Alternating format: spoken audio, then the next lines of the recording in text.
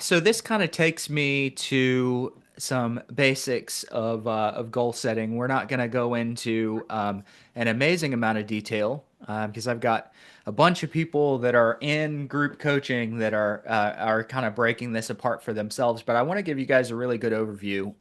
Setting a goal is very important. We always have to start with a goal, but just putting a goal out there, 2 deals a month, 24 deals a year, 100 deals a year, whatever it is. And I've been guilty of this many, many times. Setting a goal is like putting a flag on the opposite side of the Grand Canyon from where you stand and then start walking toward that flag. And if you're not looking down at the path, you're going to walk into a hole.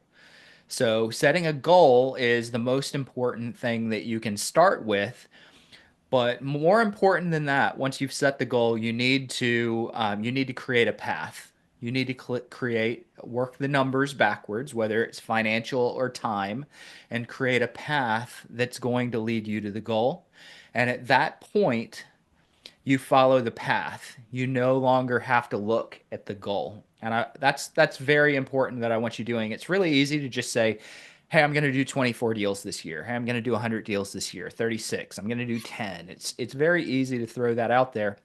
But if you don't have a plan that's going to get you there, you're not going to achieve the goal unless you're lucky. Unless you're lucky. So, one of the things that I like to do is start with a goal and then set myself a per acquisition budget. So per acquisition budget, I've got a rule of thumb that if I can make a 10 times return on investment on any given lead source, probate, for sale by owner, realtor.com, foreclosures, whatever it is, if I'm not going to get a 10 times return on investment conservatively, I generally don't pursue that niche. Generally. Okay. Why? Because if I miss my mark badly and I only get a 5 times ROI, I'm still okay. If I go into a lead source with a plan to get a 4 times ROI or a 5 times ROI and I fail, I lose money potentially. Okay. It's hard for me to lose money if I have a plan to get a 10 times ROI. So I like to conservatively plan on a 10 times ROI. At that point, I look at the money that I'm going to spend to generate a deal, and I break it down across all my leads. So I'm just going to do some really simple math for you guys. I make about $10,000 per transaction when I do a transaction. I want a 10 times ROI. That means I can spend $1,000 for every client that I get signed up. So $1,000 to get them signed up. If I get a 10% conversion rate on my leads, I can spend $100 per lead. So this is super simple. It needs to be a little bit more nuanced and detailed for you guys than this, but I can spend $100 per lead. Now I get to go and look at my lead and say, hey, if I've got $100 to spend per lead at a 10% conversion rate to make $10,000 for every thousand I spend, how am I going to spend that $100 per lead? Going to spend $10 on getting each lead in my list. I'm going to spend $10 in mail. I might spend $10 on somebody doing dials for me. I might spend $10 on a warm mail campaign. I might do some retargeting through Google or social media.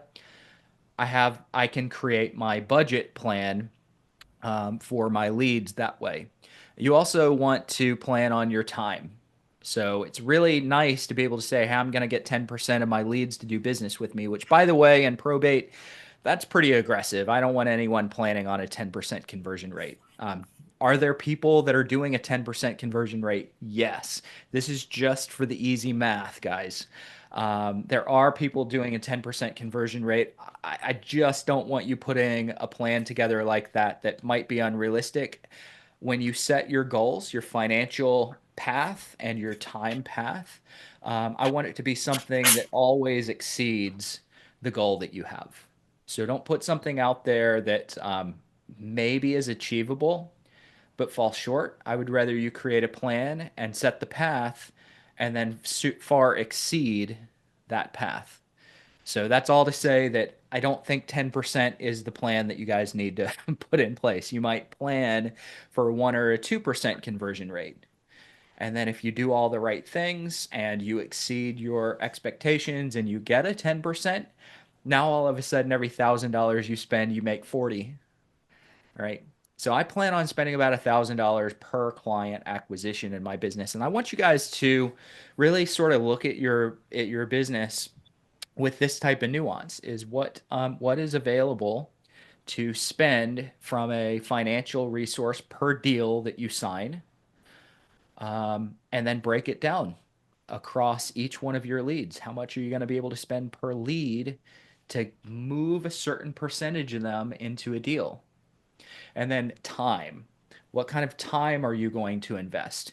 So I'd like you guys to work these numbers backwards in your business and understand how much time you're going to spend prospecting, how many marketing pieces you're going to send out per week, um, how many leads you need to add to your pipeline. This is really, really important. It's very fun to look at the closings goal. The closings goal. I focus more on my pipeline goal than any closings. I focus way more on my pipeline. So, what is someone in my pipeline? Someone in my pipeline is a person that indicates to me that they're going to sell property. All right. I want to go back and give you guys a totally different kind of lead source that I used to work. And I would work again one day if I push heavily into production. And this is open houses. All right. We're here to talk probate. I'm just using this as an example so that you can learn how to read between the lines. All right. Open houses. You're an agent. You're a buyer's agent. You're sitting in an open house and a consumer walks in the door. What's one of the first things that you ask them? Somebody tell me. One of the first things you ask a consumer that walks into your open house. Any guesses? Do you have an Do you agent? have an agent? You have an agent. Yes. All right. And 9 out of 10 say what? Absolutely Yes. not. Everybody shake your head. So Matthew, they absolutely not. I think 9 out of 10 say yes. I have an agent. Why? In a lot of cases, you made it very easy for them to lie. Very easy. Now, maybe they really do have an agent, but they're just not signed with that agent. They might have a friend. I mean, we all know most consumers know a bunch of agents. If you're an investor, just hang with me. We're going to tie it to probate here in a second. Um, so I quit asking buyers in my open houses if they had an agent, not because I want to snipe them from the agent that they're working with, not because I'm playing unethical. I just didn't want to give them an opportunity to lie to me. So what I started looking for was the answer that they would give me without knowing that they were giving me an answer. So I'd let them walk through the house, 5 minutes, 10 minutes, and I'd walk up and I'd chit chat for a brief second. And then I'd go, hey, how does this house compare to the others that you've been out looking at? And all those people that used to tell me, yeah, I have an agent, would say, oh, this is the first house we've been to. What's that tell me? They probably aren't signed with an agent. So I immediately opened the door to way more relationships by um, getting them to give me the answer without knowing that they were giving me the answer. So probate prospecting, circle prospecting, foreclosure prospecting, all these are the exact same. You need to figure out how to get people to give you the answer that you need without them knowing that they're giving you the answer, especially if you're cold prospecting. If you guys are cold calling someone, what's the first thing they want to do when they realize they're on a cold call and they've got someone that they think is trying to sell them something? They want to Yes. move you off of the phone. They want to Yeah. resist you. So if you come out and say, "Hey, are you going to sell a house or are you going to keep a house?" They're going to say, "No, we're going to keep the house," most of the time. And then you are going to look on the MLS in 3 months and be like, "That liar." That liar. They were just resisting you. So I don't want to give them an opportunity to resist me.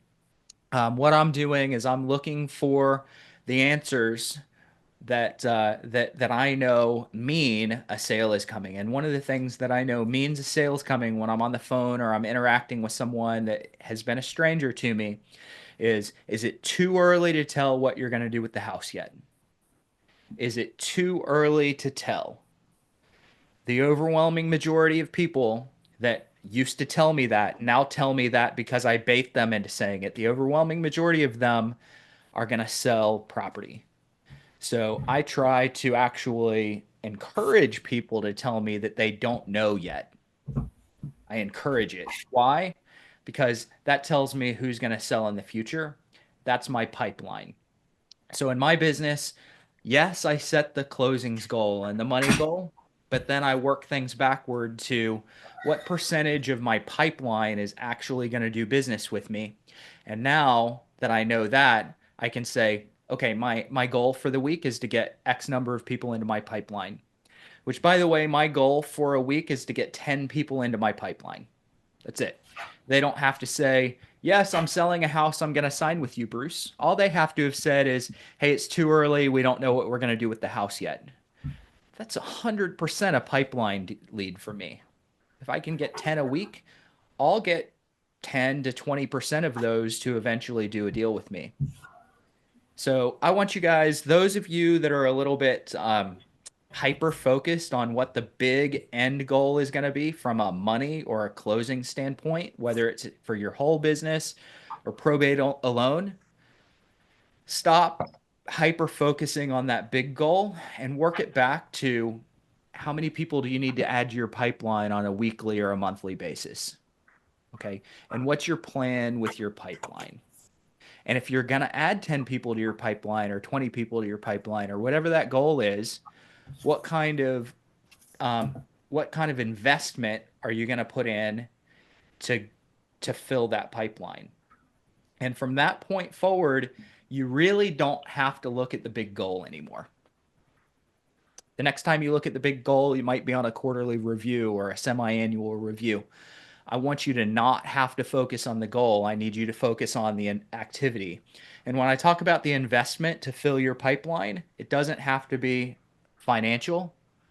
So I just talked to you guys how I've got $1,000 investment per deal that I close. So mine's financial. Some of you, it might just be time. You might say, hey, for every person I put in my pipeline or for every hour I spend on the phone, I want to identify one person for my pipeline. So it could be a time investment as well. But I just want you guys working your goals backward until you know what to do from a time or financial investment standpoint on a daily, weekly, or monthly basis. I think it's very important that you do that. I've known way too many people that set yearly money or transaction goals and never got there. And it's always because they didn't know what kind of weekly activities or commitment they needed.